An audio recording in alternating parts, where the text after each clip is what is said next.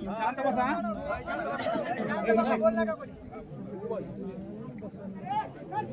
जरांगे पाटील आज उपोषण करतायत भर उन्हामध्ये आणि जरांगे पाटील उन्हामध्ये बसलेले असताना या ठिकाणी काही समाज बांधव आपल्या अंगावरचे कपडे काढून बसलेत.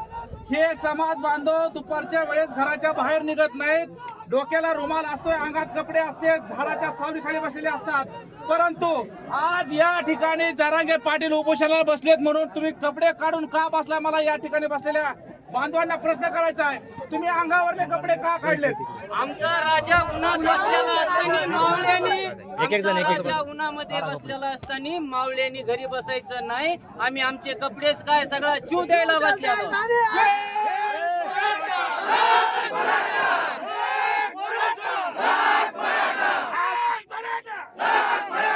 आज मराठ्यांचं काळेज रखरखत्या उन्हात या समाजासाठी उन्हात बसलंय, तर मग आम्ही का घरी बसायचं? आम्ही पण बाहेर निघणार, आम्ही पण उन्हात बसणार.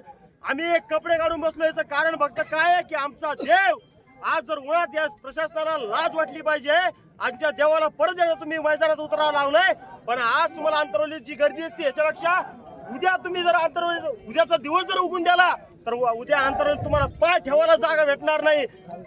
जीतेंगे लढेंगे, जीतेंगे लढेंगे, रक्षण आमच्या हक्काचं, एक मराठा लढेंगे, जीतेंगे.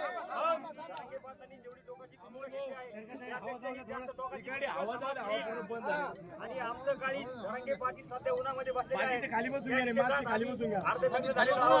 जरांगे पाटील जोपर्यंत उठणार नाही तोपर्यंत आम्ही इथून उठणार नाही. काही फरक नाही असं मी सांगतो. आणि देवेंद्र फडणवीस साहेबांना एवढंच सांगतो, जरांगे पाटलाचा अंत पाहू नका, मराठ्याचा अंत पाहू नका.